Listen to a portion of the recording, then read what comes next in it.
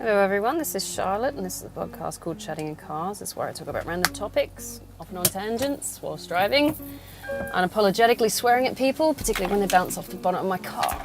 Now, there is a disclaimer at the start of this podcast because I do swear, particularly at drivers.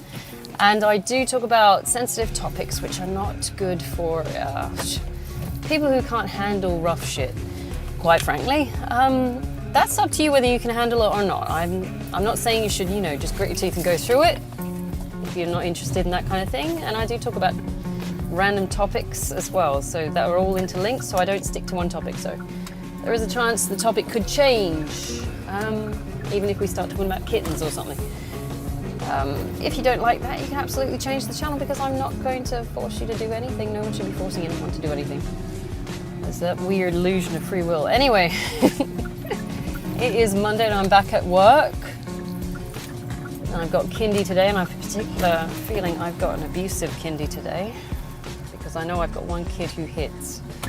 Not just hits, kicks, punches and hits. So I'm gonna love the way they parent kids. Anyway, my topic for today is reality.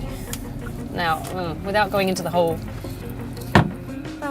weirdo Matrix bullshit. Anyway, this seems to be going around at the moment. I think it's that Andrew Tate guy who was talking about the Matrix. The Matrix failed me. It's like, no, dude, you're a pedophile. Or, a human trafficker or something shit like that. I should look more into it. But, it's a weird thing. You could argue from an abstract level that this could be like a Matrix. If you're considering the Matrix as some kind of social construct, whether we're, being controlled by robots and shit, I don't know, I doubt it. But, I don't know, it's very 3D thinking, it's not exactly 5D. If you want to go into the esoteric side of things, reality is a lot of things. I mean, essentially in a social constructivist viewpoint, reality is whatever you make it to be, and it's influenced by social influences around it, social factors. So everything that you've ever gone through, everything you've ever experienced or come across, or paired with your internal aspects and how you're designed, shapes what your reality is. That's a very roundabout way of saying it. When I was doing my doctorate, I was pretty much looking at reality through a social constructivist and narrativist viewpoint. I was looking at how stories are constructed based on the surrounding norms and values of people. I wanted to know why they thought that way, and I was doing a qualitative study, so that was pretty interesting. I couldn't do quantitative. Numbers bore the shit out of me. I want to know what they're thinking and feeling through dialogue and discourse, so that was what interested me. I still maintain that if that was my, my approach to life pedagogically, I won't go into ontologically because I still can't pronounce it even now, and it was years ago. Epistemologically, all these big words that just mean, how are people viewing things. I still maintain that I view life through a social constructivist lens.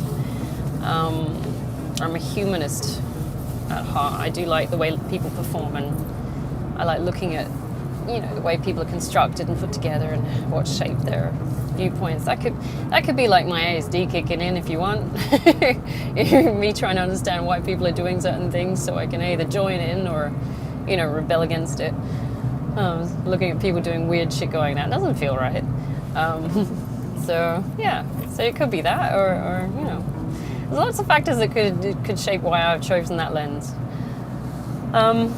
It might just be because I feel it's the easiest way to go. I mean, if you're looking at phenomenologically, that approach to viewing social phenomena, it's a bit harder.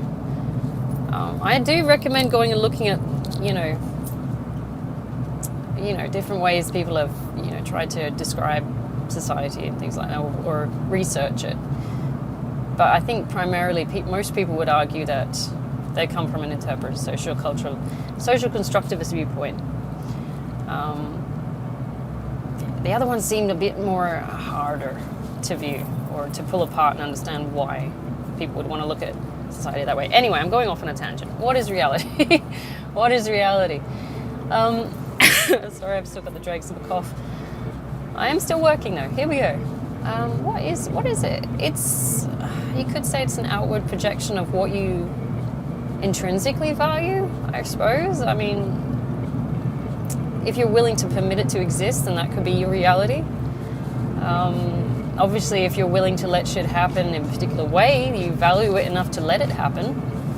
So that's a bit odd, isn't it? I mean, otherwise you wouldn't do it if you don't value it. It's really weird. I never looked at things this way when I was a kid, sort of thing. I know when I was a kid, reality for me was whatever my parents told me it was. So when you get out of the house and you start looking at things more critically and viewing, I suppose it comes the first time you'll find yourself looking at what reality is when you find something that you don't agree with. That would be the core component of it, I think, the starting point. When you find things that conflict with what you've been told is reality, that's when you start looking at really addressing what you think it is. I can't remember if that's conflict theory or not, because it confronts your knowledge banks of stored information you've already gathered, and the brain goes into some kind of weird cognitive dissonance where they can't quite factor in why it's doing what it is and why it can't understand it, and so you quite start asking why, essentially. What you're presented with doesn't match what you've got in your head, so you start going, why does it not fit? And then your mindset should change if it makes sense to change. If it doesn't make sense to change, then you keep the same mindset or the same knowledge banks. But I think you should always be open to changing your mind. No one has a full grasp of reality anyway, and if it's a interpretive sorry, my brain's fried, it's Monday and I haven't had enough coffee. If it is an interpretive act, then it's, relative to the individual. So, everybody's got their own. That's the thing about narrative inquiry. It's like saying everybody's got their own unique viewpoint and voice. That's what I loved about it when I was doing my research. Because it's true, everybody's got their own background they've come from, the unique experience, the combinations. I mean, the best way you can look at it is those monkeys with a typewriter. Have you ever heard that? Is it anecdote? I guess. I don't know. There's something about what the reality is we know would only be constructed. It's like trying to. There is the thing about monkeys. My brain's gone, I'm sorry, but you probably know it. You're looking at it going, I know this one, she's fucking it up. Monkeys on a typewriter is like the probability of them being able to construct a sentence. And there's some kind of millions of billions of chances that it could go wrong or go right. I know where I'm going with this, I've lost it already. But everyone's got a unique viewpoint. If you think about all those probabilities and chances of the monkeys getting it right, each one of those is a unique viewpoint. Even, was it Alexander Graham Bell said I didn't fail, I found 1,000 million ways of not doing it. It's like, it's a bit probabilistic, really. I'm going off. But yeah, we've all got our different experiences and viewpoints. We want to share what we know and contribute to society. I mean, most of us are trying to follow some kind of a norm, I would assume. Because if we don't follow a particular mass consensus, then we're going to, go off on a tangent and not be able to achieve much. Although I will say in the Enlightenment era that the ones that stood out, they were actually doing something, prolific, where the ones who didn't follow the norm, you got the Teslas, all kinds of theorists and things like that, the ones that stood out. One of my favorite theorists that stood out is Michel Foucault. Now, he wasn't the Enlightenment period. He was after it. I'm pretty sure. I could be wrong. I have a lot of weird information in my head. But his sense of reality was from a sociological period standpoint, was to understand reality by living it. Now, I don't know if he's, bullshitting himself or not, but later in life, he wanted to understand the stigma attached to HIV, so it couldn't have been during the Enlightenment period, because that was different timing. Stigma happened in the 80s. Sorry, I'm just trying to get myself straight. But in order to understand the stigma attached to HIV patients and things like that, or the homosexual community, I think he was gay, but I think he purposely, or maybe not purposely, he just didn't want to, admit it, contracted HIV. And the only way he could understand his research, and he wrote text about it, is by living it. And I love that side of things as well. He's one of my favorite theorists. I mean, I wouldn't go so far as to, contract AIDS just to understand it a bit better, but living in the trenches, amongst people who are going through hell and then trying to help them, that's fun. I say fun, it's not fun, is it? It's enriching, I think. I mean, because you can stand there and stare at a distance and say, oh, that's bad. Or you can actually live it and understand it to the fullest. And you know what your people are going through, and you felt it yourself. And you know what kinds of feelings and what's coming next and how to deal with it. And if you can offer some help and things like that, that's the best way to do it, I think. So that's why he's one of my favorite theorists. I also like Durkheim. But then again, Michel Foucault, he also spouted that truth is power. But then you got to ask, what is truth? What is your version of truth? Narrative inquiry tells us we've all got different versions of truth, and so we've got different versions of reality. Which is true, because we're all coming from different viewpoints. We've got a general theme, a malaise, and kind of miasma of similar themes going on. We all, eat, shit, fuck, sleep. But generally, everyone's got their own perspective as to why or how or, So you've got to respect everybody's individuality. So, Durkheim's othering gets me. I know that there's a very strong sense of identity in building your own sense of reality. In so doing, you've got Durkheim saying that people ostracize people who are not similar to them, although none of us are the same. So automatically we are other people. So his whole theory is based on generalizations that you can collectively so that there are similarities amongst the population and thereby other them because they exhibit these particular traits, which is a flaw, really, because you can't assume everybody's the same. You might have similar traits, but not all exactly the same. But it's an interesting way to look at it, because sometimes he just contradicts himself. You're sitting there going, what the fuck are you doing, dude? Much like I do.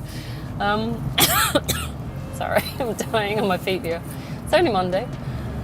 I've got past the flu now. I've got just the dry, airy cough. It's bugging the shit out of me. But yeah, we all make our own reality. I mean, the positive thing about it is even if you're born into or raised in the shit bit of reality, you can choose to get out of it, I suppose. You could choose to get out of it, or you could choose to accept it. Or you could choose a different perspective. I'm pretty sure it's either Taoists or Buddhists who, go on about, you might be born into a hell, but how you see it is whether you suffer or not. I think it's Buddhists. I'm pretty sure it's Buddhists. Taoists is probably trying to harness the chi and the fire. It's like something like that. I like Taoists. They're fun. But Buddhists be like, suffering is in the mind. So even if your reality is shit, is how you see it might shape whether you suffer or not. You see it as a lesson as opposed to something that's, something to get away from or to run away from or hide from. If you embrace it, it'll probably do you more good. I'm not saying go out and do drugs and become fucked up, I'm just saying that if you're faced with shit situations that you don't really have control over because, you have no other real options, the best thing you can do is, identify what the situation is, analyze what impact it's having on you. It's like try and critically analyze whether it's really having an impact on you, in which ways. What is this dickhead doing? Sorry, I've got some douche on my right that's leveling up. I hate that. Do you ever get that when people sit on your wing? And you're like, dude, fuck off. Yeah, I don't know what you want.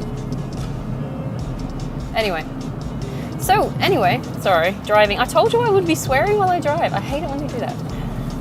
But it's like, see, I've lost it now. But if you're living in shit circumstances, I mean, most of the shit I've learned, which I'm using currently now because I've completely immersed myself in poverty at this point. Voluntarily, I went full Aslan. I did a volunteer. I'm not completely in poverty because I'm just using the traits and skills and aspects of poverty that I picked up in childhood and teens and young adulthood to understand what my parents went through and what currently people are going through with the economic crisis, which is my current study, be it non-academic, more Foucaultian. I still have money, obviously, I'm a teacher, but, you know, it's nice to understand things at a greater depth and richness, rather than just look at other people and go, ooh, that's sad, you know, as many rich people do. Oh, these poor people. Oh, ambulance. Or police people? Where are they? I can hear them. Where are they coming from? Oh, it's fire people. Okay. Anyway, sorry. So, you know, it's all well and good to say, you know, look at someone else's reality and say, oh, that's bad. Poor you, and fuck it. So I'd rather actually sit in it and understand it, rather than, you know, look at it from a distance in an ivory tower and just assume I know everything about it, postulate about the theory side of things. Isn't that a terrible thing that people going through an economic crisis right now? I know, I'm going to spend $350,000 on fucking wardrobe for a year. This kind of shit pisses me off that rich people do. It's like, I was reading one article, I won't specify who it was, but she spent $350,000 or pounds, I can't remember, on clothing for a year. Bearing in mind everything else she had was paid for. So she didn't have to want for anything. So she just fucked away someone's mortgage on dresses. That really pisses me off, because it gives me some perspective, because right now I am saving for a house. I don't want to be homeless again. That's me being immersed in reality of practicality in everyday life that everybody else is going through. I know what people are going through. I know what people have been through. So when someone turns around and says, I'm going to waste this much money on dresses, it makes you kind of want to hunt them down. You know, it's like, you don't deserve that shit. You don't know how to use it. You don't know what to do with it. You're wasting it and rubbing it in everyone else's faces. That's shit. But this is their reality as well. I mean, consider celebrities. Have they ever known anything else? I mean, they think they deserve this shit because someone said, here's this amount of money. Clearly you've done the work to deserve it. Never mind that we're going by a time-hour basis. As I said before, I've had this massive argument about nurses doing the same amount of time as some music person, but getting paid a fraction of what they're doing, even though the value of nursing is intensely higher than, you know, some dumb bitch running around in scanty clothes. You know, it just shows you how society's priorities are fucked up.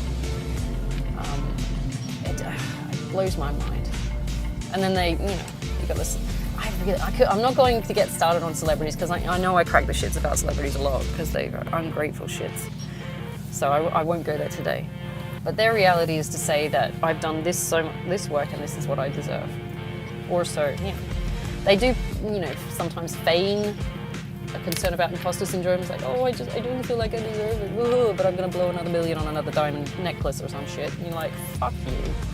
If you don't feel like you deserve that, then give it to someone else who does feel like they deserve it because they put the fucking hours in. It's just ungrateful. And it's, you know, virtue signaling as well, which also gives me shit. What? Sorry, darling. I know, I'm getting grumpy about celebrities. Ungrateful celebrities. But our reality is constructed from what's around us. If you've come from a good background, like there are some people in this world that have never had a cross word. Everything's been soft and they've never had to reach for anything because it's always been given, and their parents were always nice to them and supportive, and no one's beating the shit out of anyone, and you know, and then they married into this amazing family where, you know, everything's fine and they've got their perfect fucking kids, and you're sitting there thinking, you're fucked. If anything ever goes down, you're fucked. So don't be ungrateful for the horrible experiences you go through. They shape your reality. And often they're invaluable tools to help you get through shit times, which are unpredictable. Which is, you know, relative today, because everybody's going through an economic crisis where, well, not everybody, but most people are going through an economic crisis of some sort or another, where, you know, they're faced with ordeals that they weren't ready for because they weren't raised to be ready for them. So when I'm looking at what's going on with everybody suddenly going into poverty, even though these middle class people, or deemed middle class people, are, you know, Ooh, motorbike. I'm suddenly faced with these alien concepts of, I can't get the Waitrose juice I want. Or some shit like that. I'm sitting there going, dude, he's so fucked. I would take someone who's been through hell over someone who's had heaven any day. Any day. I want to see that you can actually function under pressure. I can't stand these rich kids that have never had anything wrong with them, never had a problem. I mean, at worst, maybe parents got divorced. It's like, oh, big whoop. Was it really your problem? Was it your parents' problem? Really? Because you got now 2 houses to live in and you're still loaded. So it's like, shut up. If your parents got divorced and that meant that you went into poverty, then yeah, maybe that's justified, because that shapes your whole existence, because now you're having to face real shit. Like if one parent kept all the money and the other parent was like flat broke and living homelessly, which is a reality for a large chunk of people in a horrible way, and the kid has to stay with the broke parent even though, because maybe the rich one kicked them out or some shit like that, I don't know. But that person I would feel for. Then it becomes the kid's problem, because the parent might be trying, might not be trying. We can't say, it's the individual. But, that's some real change that will build resilience. But the rich kid that goes from one rich family to 2 rich families, no. Fuck you. My parents got divorced, I'm gonna milk it for the rest of my life. It's like, fuck you, guy. Oh, fuck. I don't support that. They want pity from you because one thing bad happened in their life, but I don't feel it. I don't feel it. Coming from a person who's had a background of shit going wrong and now it's the norm, yeah, I don't feel sorry for these assholes. I was like, oh, your parents got divorced, is that all? What else you got? But they're trying to garner sympathy. It's this, rich brat syndrome. One thing goes wrong and daddy can't pay to fix it, so, or mummy can't pay to fix it, I don't know. We've got to have equal rights these days. I won't keep going that way because it's a bit bitter, isn't it? It's a bit bitter, you don't want to go that way. Oh, hello. We've got another situation with sirens, something going on today. I wonder what it is. Mondays. You know what it is though, kids in this area, and I'm heading into my low SES area that I was raised in, they like to set fires on a Monday in the bushes. And there's a fair whack of scrubland in the area, because it's Australia and it's pocketed everywhere. Oh, what is this?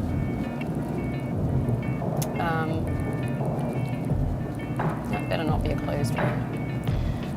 But it's a fair whack of scrubland. And so when they get bored and they don't want to go to school, or they just get bored on the weekend, they set fire to shit.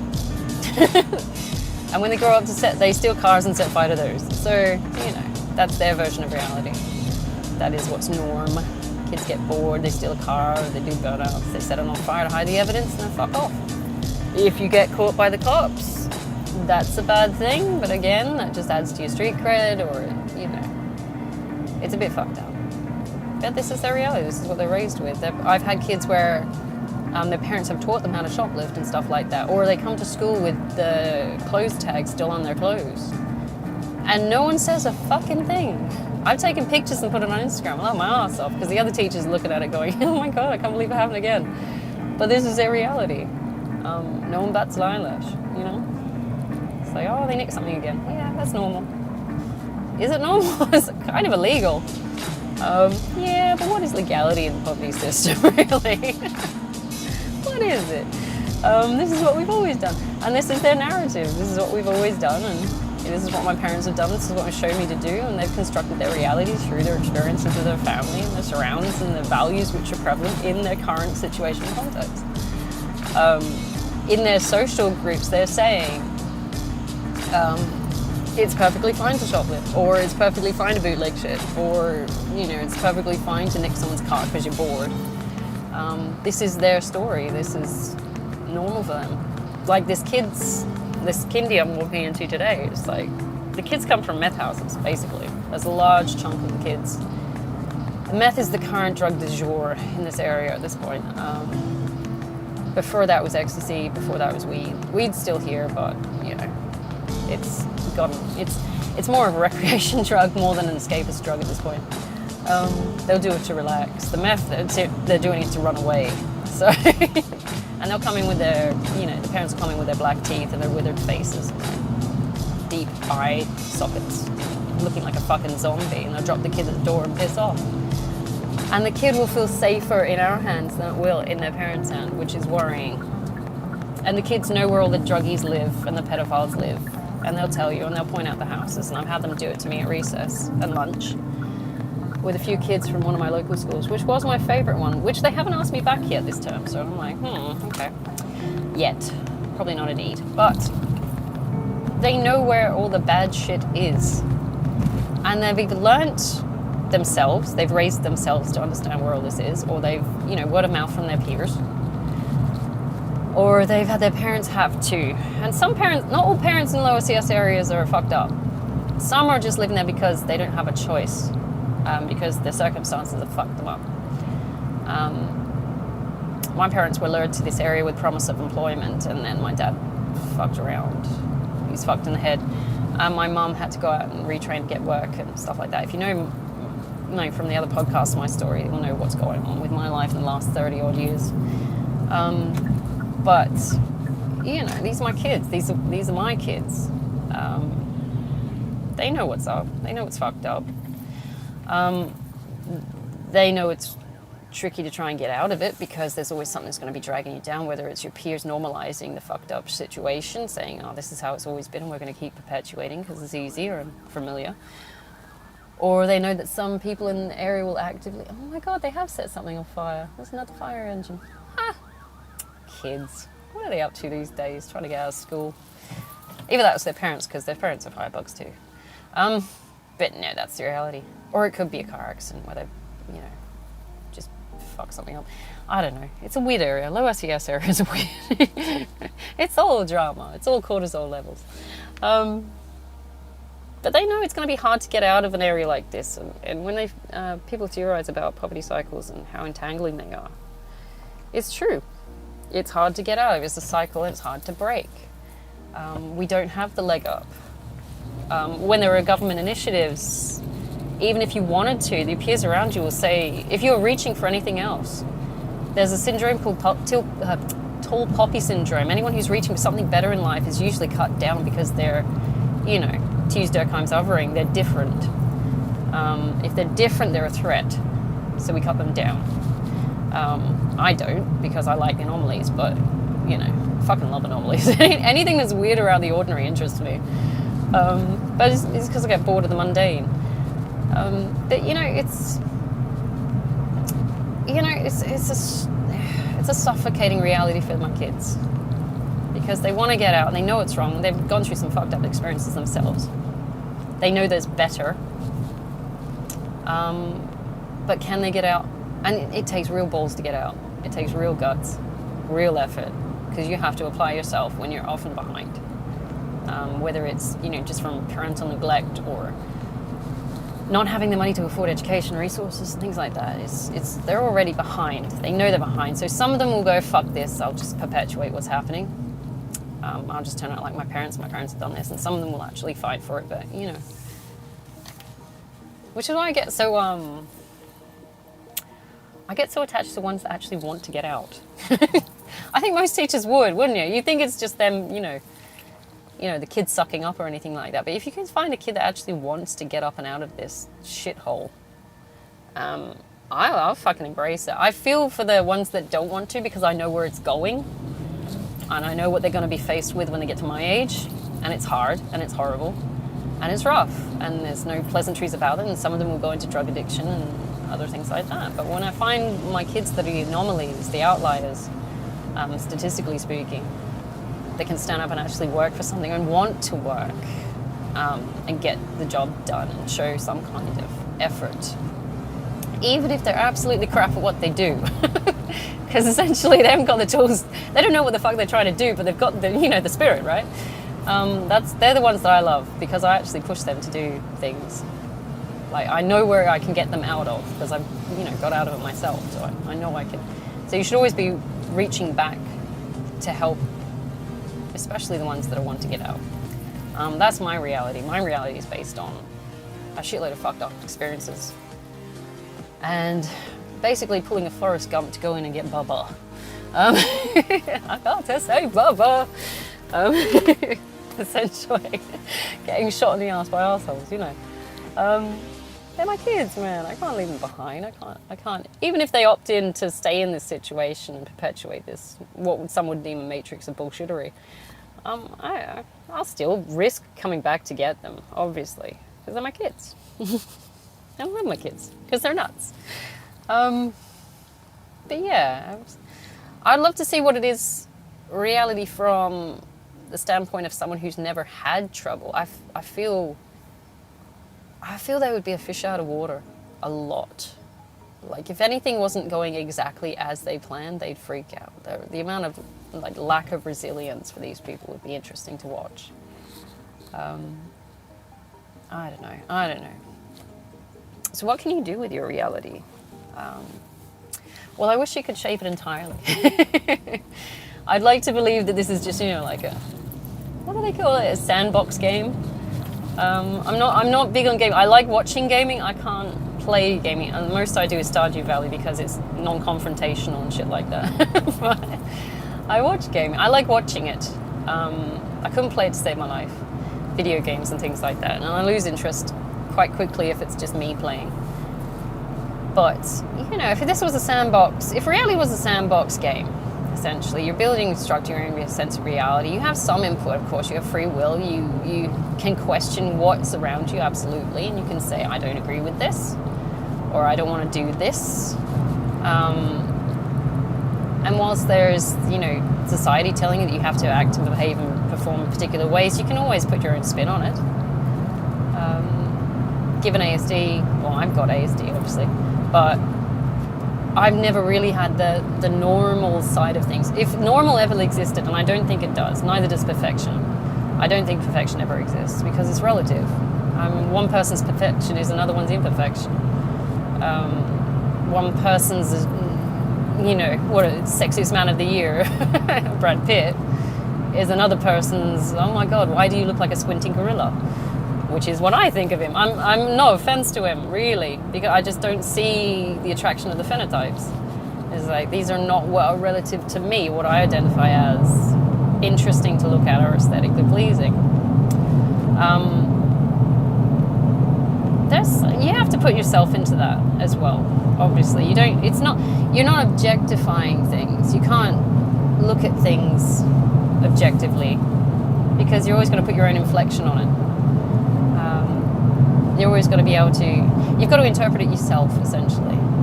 So even if, you know, things are going shit, realistically, if you look from the outside, are you actually going shit or are you just having a bad day? I don't know. Wow, this is really rough road. Sorry, I'm just having a sensory issue right now because it's like, I can feel the road. Anyone else get that? It's like, it's really rough. It's hurting my brain. I don't know. One of the perks with ASD is doing things differently because you're trying to pull apart what other people are doing around you to make sense of it. As a girl, you tend to mask a lot more than boys. So you're trying your damnedest to fit in, to camouflage, to not make yourself obvious. I don't know why there's a difference between girls and boys, but girls tend to mask a bit better than boys. So you're sitting there analysing every situation you've ever come across, thinking, is this normal? Am I doing this right? And you do tend to bring that into other forms of, you know, your reality. I'm constantly doing it because even with things like social groups, I'm still trying to understand what's right and what's wrong, and am I doing it right? Because I don't want to offend someone usually, or, you know, I don't want to look like a fucking tool. But, you know, it's interesting to pull apart reality. But you're also looking, like, what interested me when I did my social sciences degree, so I've done a degree in behavioral analysis, which I did on a whim, to be honest, because, you know, I'm weird that way. I was interested. I was annoyed because I did a dual degree where it was sociology mixed with psychology, and they said I could only have one, even though it was a co-major. I'm like, but I want to have both because I'm doing both. So I did the psych degree. I've got behavioral analysis psych degree. Sorry, I'm mixing up the degrees now. Behavioral analysis for my psych degree. And I've got, for my social sciences degree, which I was going to aim for sociology, I've got, what is it? I got too many, that's the problem. I've done too much shit.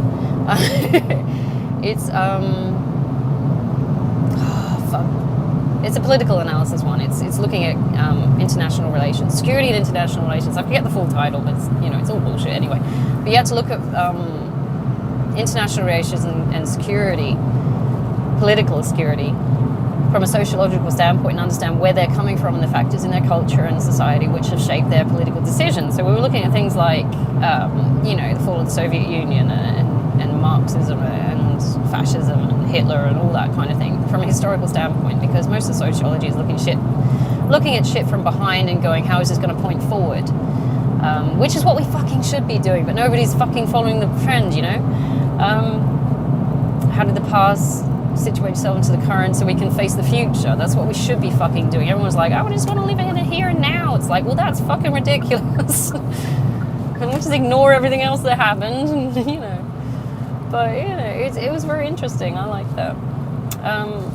That's why I found it so easy, because I was using my ASD, probably was actually at that point, just to understand what was going on. And I like pulling apart things, and I like projects and stuff. So I looked at it from I have the behavioral characteristics that I tend to pull apart shit, and I like projects and I want to see how things work. That's part of ASD, or my ASD.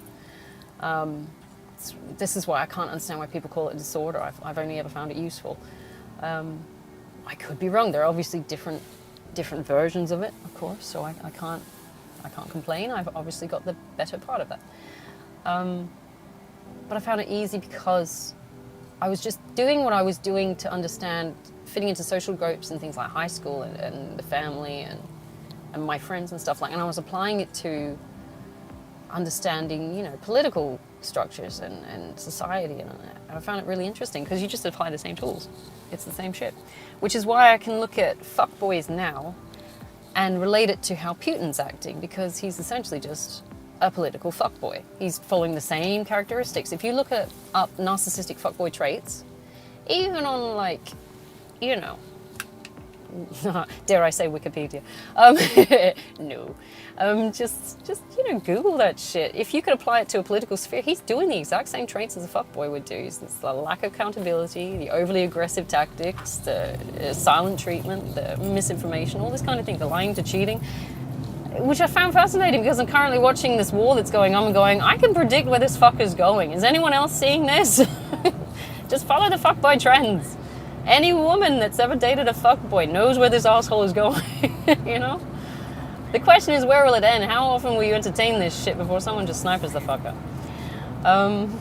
They should.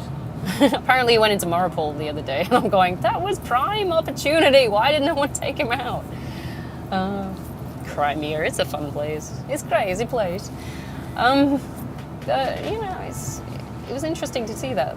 I mean, so I've had some benefit to having ASD because I understand the deconstruction of reality in a different way.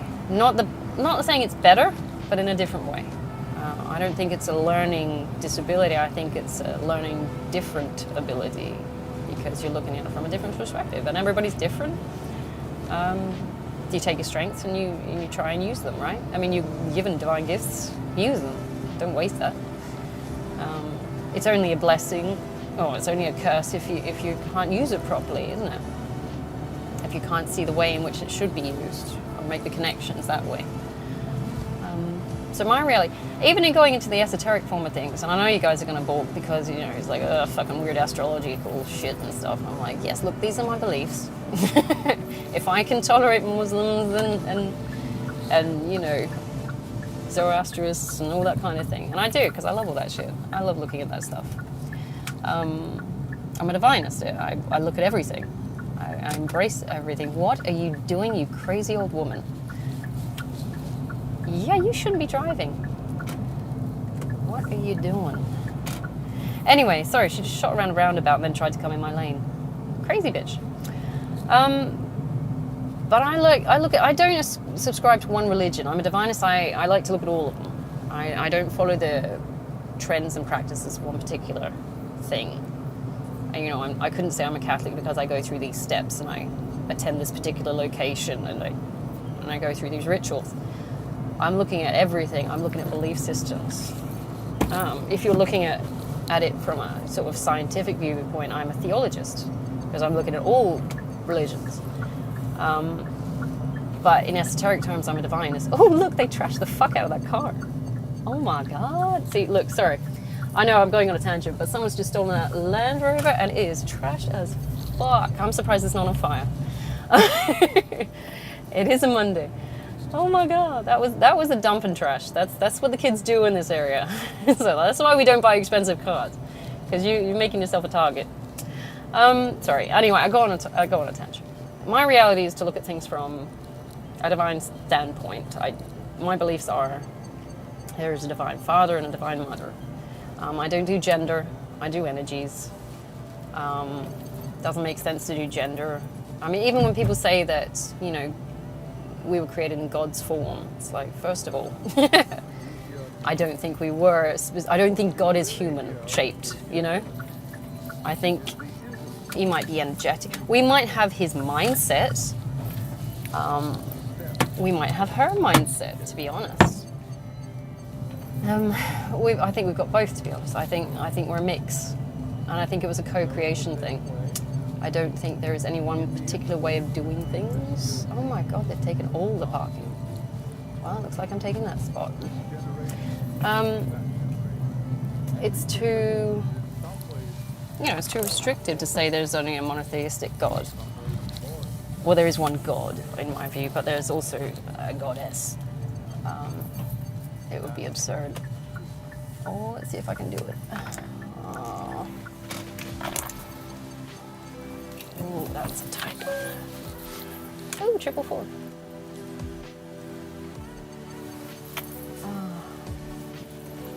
I am not in whatsoever. I hate parallel parking. But you know what? I'm going to go with it. Oh, do I hate parallel parking? Sorry, I'm trying to park in the tiniest fucking spot, apparently. I hate parallel parking. But there's different ways to view it, and my reality is also shaped by my beliefs, of course, and everyone's beliefs shape their reality. There's no point trying to stick to one set of beliefs because obviously knowledge banks change. We are not who we were 10 years ago. We are different people. We've picked up different information, we've reconfigured our views, and thereby reconfigured our reality. So I'm just putting my sun visor up. So we've got to be, don't take yourself so seriously or be so hard on yourself if your views change or if they don't fit in with what everyone else is doing or if they conflict. Because we're all human and it's fine. You don't have to think the same way as everyone else. What I will say is don't go around shooting on other people's beliefs if they don't reflect yours. That's where I draw the line. I really do, because, it's not your right to tell people what to believe. It's not my right to tell people what to believe. So, in a sense, you could just ignore what I just said. So, if we're looking at this critically. I'm going to have to leave it there, darlings, because I've got to go into a classroom and, apparently get beaten up by a 5-year-old. So, I'm going to go deal with that reality right now. I hope you have a fantastic Monday. I'm going to do another podcast on the way back. I don't know what it is. I think it's going to be... I'm not looking forward to that one because that one's a bit personal. Yeah, it's going to be sexual abuse, I think. But yeah, anyway, that's personal to me. So that's shit I don't want to really relive. But it needs to be said. So, okay, I'm going to leave it there. All right, I hope you guys have a fantastic Monday. Take it easy. With whatever form or format of reality you've got, I hope it's a pleasant, calm one. And I'll see you on the way back.